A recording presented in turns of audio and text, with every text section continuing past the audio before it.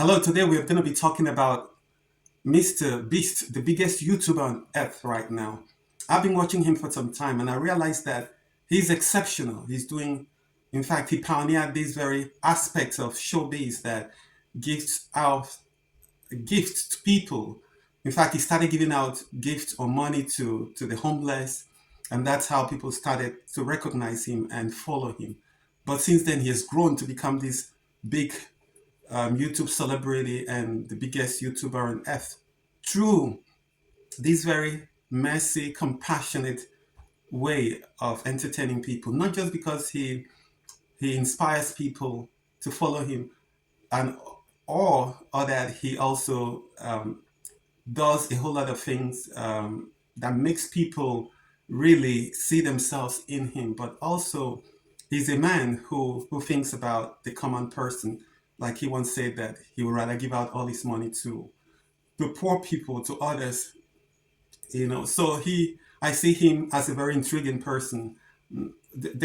Nonetheless, he does competitions, and through these competitions where people compete amongst themselves to win prizes, sometimes 10,000, 20,000. The more you compete, the more you win, or you could lose everything if you miss a step. But recently, he's been doing some things, some humanitarian things that makes me really interested in him, especially in Africa. I was watching this very video of him about building wells. Combined, these 100 wells are going to give around Are half you a listening? million people fresh water to drink. And after building some more wells on this side of Kenya, we flew south to the school system in Nairobi. And let's just say they were really happy to see us. This is Nairobi. This is Kenya. He goes to Kenya and he builds tens of wells for schools, for farmers, for the common people. That is for me very a fine thing to do as a human being. It's humanitarian. That's what humanitarian is called. He has money, he has influence, you know, and he could channel his sponsors to do this. There are so many people who are in his position, but they don't do this. So look at people drinking unsafe water. You know, so I'd like us to watch it further, and then we speak about it again because I am very intrigued with what he's doing in This situation is obviously extremely sad. in so many cities, towns, villages And sometimes across life Africa. from being forced to drink unsafe water. But at least for this village, we're gonna put an end to it right now. I think this John's gonna fit. Let's see if we can find some water. That's water from the earth, clean water finally for the young people After the water comes out of the ground, it's fed into enormous barrels like this to one. drink. And once they're built into the water towers, all the neighboring villages will not only have clean drinking water, but a pressurized water source as well, which in short means no more doing laundry and unsafe water. I scale 1 to no one's mom. How heavy is it? No one's mom times 2. Oh god. This is great. I mean, this water is also stored in those huge containers up there. That the water will always be there, and it doesn't only supply that school, but perhaps also the community around. After that, we spent time installing pipes so that people all around Africa can access water from spigots like this one in Nairobi. Let's see how it tastes. Like water. There are some people who do these things, but they don't drink the water, but he actually drinks it. So Not only will this well cover the 400 kids at this school, but literally the entire neighborhood and village around this school can use this well. the entire villages around can use just that one well. That is great. Non-stop for 30 years. Can go non-stop for 30 years. Just that very well. Funding of a large government, but that's not true. Solving this problem is possible, and something humanity should all be putting effort into fix. All humanity should put in effort to take care of these issues, this economic situation. There's so many people suffering. And then what do our leaders do? It doesn't concern them. We were also able to install a well for this village, and these 12 other villages. And while we were finishing All those villages in Africa, in Kenya, with brand new computers.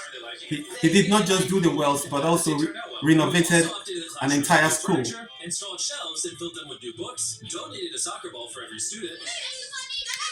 and even put modern whiteboards and projectors in all the classrooms. Did you guys like the projector?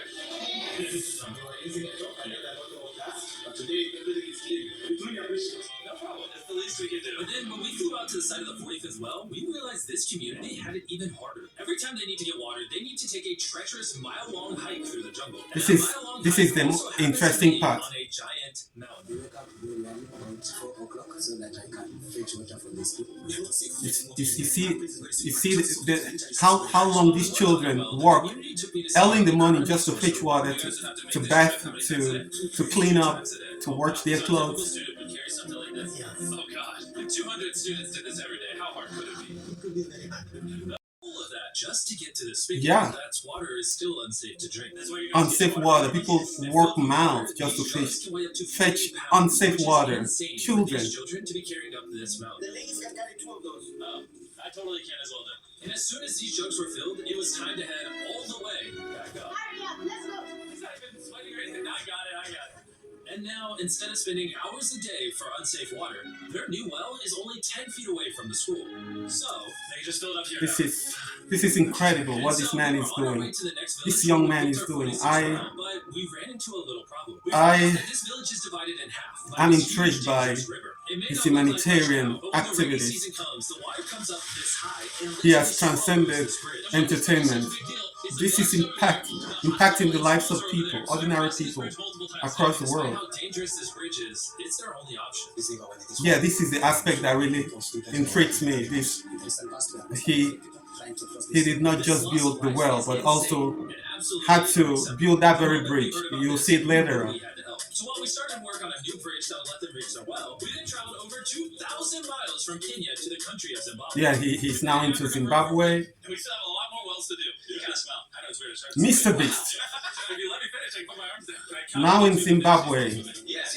For more good was work. To check out a local hospital that was in dire need of clean water. Upon entering, we learned how big of an impact this clinic had on the village. How many kids do you guys give birth to a year? 600 births a year. Wow. But unfortunately, the pregnant mothers at this clinic have to walk over a mile just to get water, and then carry these heavy buckets all the way back. However, the good news is we paid for the construction of a new modern well for them. Beautiful, a new modern world. All that needed to be done now was to turn it on. All right, Nolan, are you ready? I'm ready. Over. Let me get a dramatic zoom in. Nolan, I pressed the button. Is it working? It's falling. That's water. We want to go check it out. Yes. Let's do it. I love how people are immediately just getting water right now. This is easily the coolest thing ever. Nolan here is a professional dancer. He knows what. That's water for a hospital in Zimbabwe, I guess. Besides ensuring access to clean water, a lot of the students at this village lack transportation, so we decided to give all of them new bicycles. He also gave all those young people, those school students, each and every one of them, a brand new bicycle. 3, 2, 1, go! Everyone's faster. Be careful, I don't know how to ride a bike. I don't want to hit anyone. You want to ride? All right, go for it, little man. Okay. And after giving away the bikes, we continue building wells until we reach well number 69. This solar-powered well is specially designed to aid the farmers in this village by providing more than enough water for all of their crops and livestock. He's not just taking care of schools, hospitals. Now he's building for villages, for farmers. Basically, it's unlimited amount of water for this entire village. That's incredible. And after we left Zimbabwe, we wanted to continue to give water to communities all across Africa. So we built more wells in Uganda, Somalia, and Cameroon. If you want to see more of what we did in Cameroon, This is beautiful. There's a whole video about that coming soon on the Philanthropy channel. Spending time in these villages really made me reflect on the importance of building wells, how it brings water to farms to feed the hungry, how it provides clean conditions for hospitals. Every well-meaning person who has the means and resources should be able to feel that way. And build the future for all of these. That it's a For clean drinking water. Water is like a good future for all those kids. People are dying of sickness, diseases, because of bad water. families will come together, the worries will be gone. The underwells we built in this video will change a lot of lives, but not enough. Which is why before you go, I want to urge you all to go to peacephilanthropy.org/wells or click the link in the description and donate money if possible. We're literally not profiting a dime off this video. 100% of the money we raise is going to go towards building more wells like you saw in this video all around the globe. I know it's weird that a YouTuber has to do all this stuff, but Yeah, a YouTuber is doing we're this. going to do it. As you can tell, it really does change the lives of the communities where we build them. And finally, It changes lives of communities. oh my God, I'm so sorry. and he drinks the water too. I think that's the end. That's the end of the video. I'll say something. We are living in a world where things are going bad every day. There are wars, there are natural disasters that destroys houses, roads, infrastructures every year. You know, things are going. We say there is peace around the world, but each year there are wars there, tribal wars there. There are so many wars that are not reported, but there are bad things going on around the world, kidnappings, rapings.